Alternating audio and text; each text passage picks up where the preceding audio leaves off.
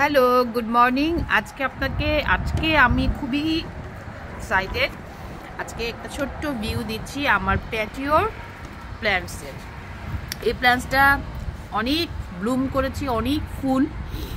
আর এটা হচ্ছে এক ধরনের চিলির গাছ। জাস্ট এটা আমি সিডগুলো দিয়েছি, ছোট ছোট গাছ হয়েছে। আর এটা আরেকটা পাতাবাহার, এটা মানি প্ল্যান্ট। আর ওটা হচ্ছে পয়েন্টসেরা। আর এখন আমি যেটা করব সেটা হচ্ছে জেনারেলি আমি গ্রিন অনিয়ন বা স্প্রিং অনিয়ন যেটাই বলেন, আমি আস্তে আস্তে ওটা কেনা বন্ধ করে দিয়েছি, কারণ এটা ফুললি অর্গানিক এবং আমি আমার এখান থেকে আসলে সবগুলোকে কালেক্ট করে, দেখেন এগুলো আমি কালেক্ট করে মেসেঞ্জারে রাখছি এবং এগুলো আমি ব্যবহার করব সালাদ, ফ্রাইড রাইস, চাইনিজের যে কোনো আইটেম, একদম ফ্রেশ এবং মানে আমার নিজের হাতে করা, যেটা আমি খুব পছন্দ করি। তো আজকে সকালবেলা যখন আমি পেটিওতে আসলাম, আজকে যেহেতু উইকেন্ড, তো দেখলাম যে সত্যি এত সুন্দর হয়েছে গ্রিন। এটা দিয়ে দুপুরবেলা আমি সালাদ তৈরি করব, একটা সালসা টাইপের সালাদ, এবং এটা খুবই মজাদার হয়।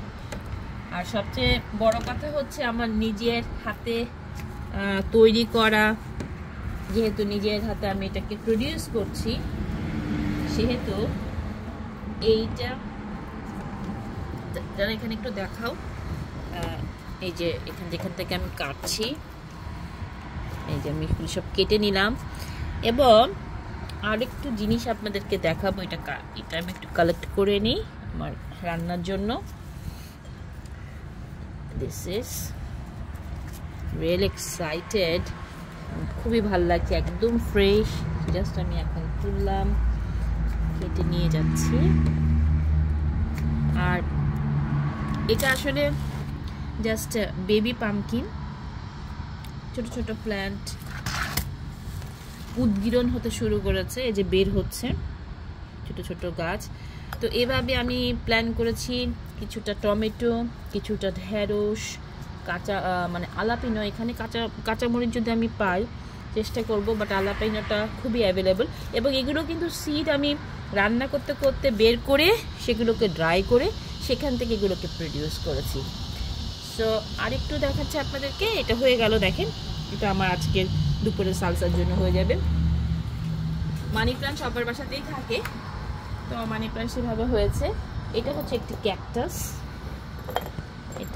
এটা আমার জন্মদিনে আমার জন্মদিনে আমার মেয়ে, আমার হাজব্যান্ড ওটা একটা সেট নিয়ে এসেছিল, 3টা, কিন্তু 2টো আমি বাঁচাতে পারিনি, এটাকে আমি বাঁচাতে পেরেছি।